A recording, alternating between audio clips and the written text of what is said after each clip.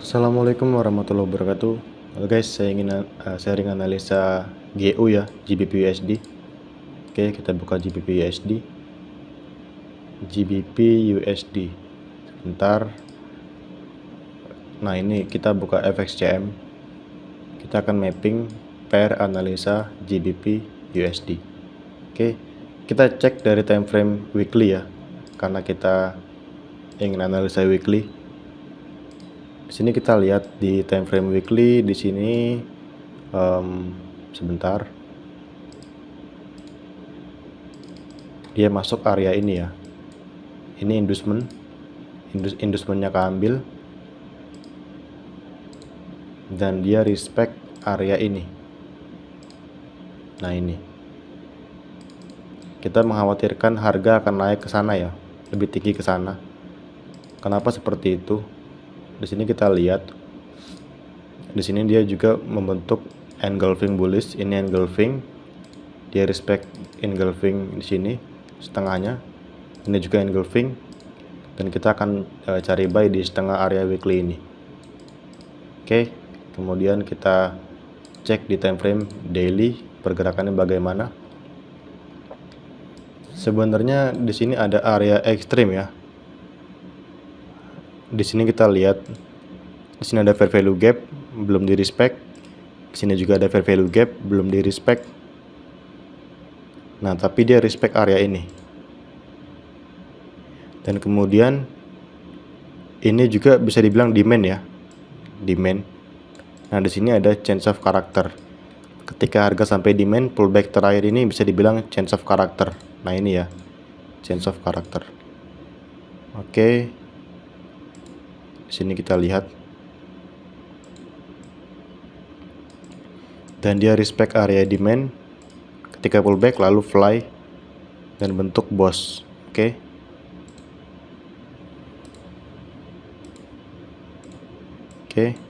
Nah, kemudian di sini kita lihat apakah ini boss. Sebenarnya bukan ya guys ya. Karena apa? Karena ini hanya pullback doang di sini. Tapi ini dia strong bullish ya kalau kita cek di weekly. Jadi kita fokus cari buy. Nah, kalau misalnya kita cek di time frame H4 secara struktural, di sini sangat jelas bahwa ini merupakan change of character ya. Kita cek di sini secara struktur. Apakah di sini ada pullback? Ini bukan pullback, ini pullback, jelas pullback. Lalu apakah ini pullback? Sebentar. Ini bukan pullback. Nah ini pullback kecil. Apakah ini pullback? Bukan. Apakah ini pullback? Iya, ini pullback. Oke. Nah, berarti inducementnya itu di sebelah sini ya, inducementnya ya. Ini inducementnya. Nah, kemudian di sini kita lihat ketika dalam trend bearish, ketika ini mengambil inducement, ini jadi low valid. Oke. Kemudian ketika high ini membreak low valid ini bisa dikatakan break of structure. Boss time frame H4, boss terakhir. Kemudian di sini kita lihat ini pullback. Oke. Nah, ini inducementnya ya, ketika terjadi trend bearish ya. Inducement. Saat harga kembali ke supply, dia mengambil inducement, pakai ini. Ambil inducement lalu turun ya. Lalu turun. Naik lagi ke OBIM lalu turun. Dan akhirnya dia nggak kuat turun ya, nggak berhasil jadi boss, dia gagal swing. Oke. Dan akhirnya dia naik lagi ke sini, boom, membreak high valid dan jadi change of character, dan tren sudah berubah jadi dari bearish ke bullish. Oke. Berarti tren di sini jelas bullish ya. Nah, kemudian price pullback sampai level ini, fair value gap di sini, kita lihat sini. Oke. Sini order block, lalu naik lagi ke atas dan membentuk break of structure berikutnya. Nice, tren berubah jadi bullish order flow. Oke. Nah, di sini kita lihat apakah ini bisa dikatakan break of structure. Kalau kita menggunakan time frame H4, di sini mungkin bukan ya, bukan boss. Kenapa bukan boss? Karena di area sini tidak ada satupun pullback yang diambil ya. Dan ini bukan sorry. Ini pullback ya, saya ketipu. Ini bukan inside bar ya. Inside bar itu ketika candle yang merah kecil ini tidak bisa membreak high candle biru ini. Nah, itu inside bar. Tapi ini kita fokusnya ke candle yang merah karena candle yang biru ini di break high-nya ya.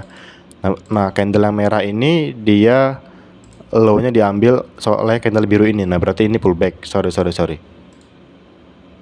Itu bukan inside bar. Inside bar itu kalau misalnya dia high-nya ini di bawah high ini, strukturnya seperti itu. Mana ya contohnya ya? Nah, contohnya ini nih inside bar. Ini candle biru ya. Ini candle biru. Nah, candle yang di sebelahnya ini high-nya tidak mampu membreak high yang biru ini. Dan yang low-nya ini biru ini, dan candle yang di sini tidak mampu membreak candle low yang biru ini. Nah, ini inside bar. Oke. Ini bukan inside bar, ini pullback ya.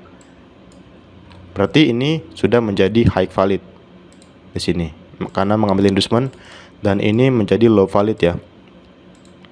Karena dia membreak high valid dan jadi breakout structure, berarti ini sudah menjadi valid breakout structure. Oke. Nah, berarti zone buy berikutnya di mana, Bang? Di sini. Kita marking order block di sini. Oke. Di sini ada liquidity void. Di sini kita lihat ini liquidity ya. Dia pasti akan dimitigasi. Seenggaknya ke sini. Boom. Sama kayak di sini nih. Ini liquidity void. Dimitigasi. Boom. Seperti itu. Oke. Itu mechanical market structure. Nah, pertanyaannya, kapan kita akan cari buy? Kita akan nunggu harga sampai sini. Ini adalah buy zone kita. Kita marking sebagai demand.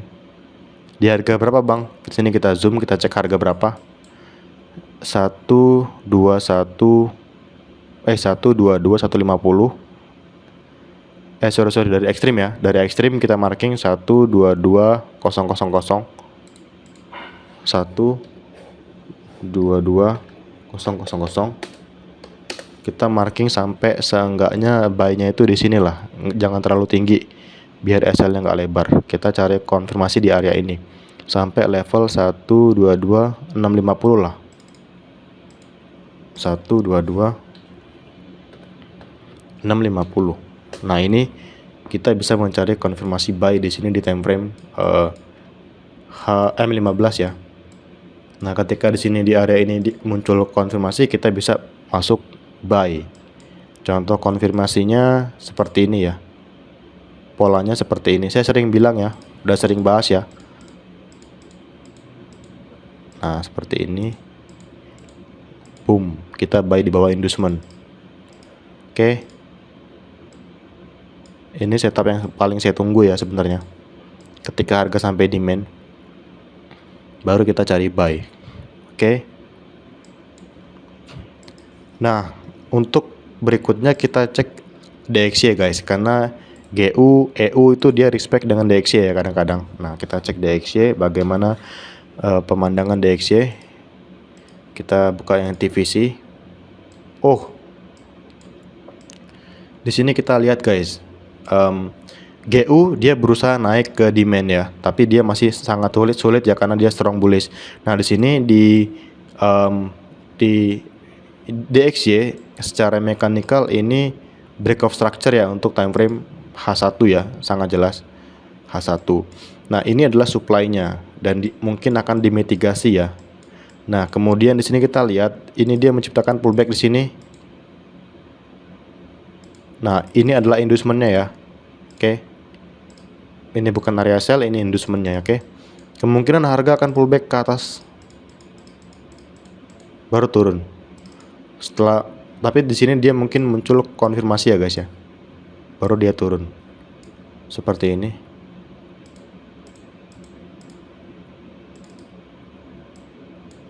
Oke. Nah, ini adalah plan kita untuk DXY. Kalau DXY-nya kemungkinan dia bearish seperti ini, maka di GBP USD-nya kita menunggu di area buy, menunggu setup buy juga. Nah, ini korelasi antara DXY dan GBP USD. Sama dengan Euro USD dan DXY ya. Karena pair-pair ini sangat bersahabat dengan DXY ya. Unik. Oke. Di sini juga dia ada liquidity equal lows. Nah, ini bisa ditargetkan untuk turun ke sana di swap. Tapi bukan berarti kita akan cari sell. Kenapa? Karena kita khawatir harga akan naik lagi ya. Jadi usahakan jangan counter trend ya, kecuali teman-teman menemukan pola-pola tertentu yang sudah di backtest untuk counter trend. Kayak saya kemarin ya di Euro USD, saya sempat sell tapi sellnya nggak jauh ya, karena counter trend itu kadang-kadang nggak jauh jaraknya ya.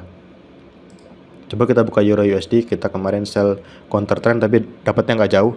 Kita kemarin sell di sini sedikit doang dapatnya. Kalau kita cek di M15 ada breaker kemarin.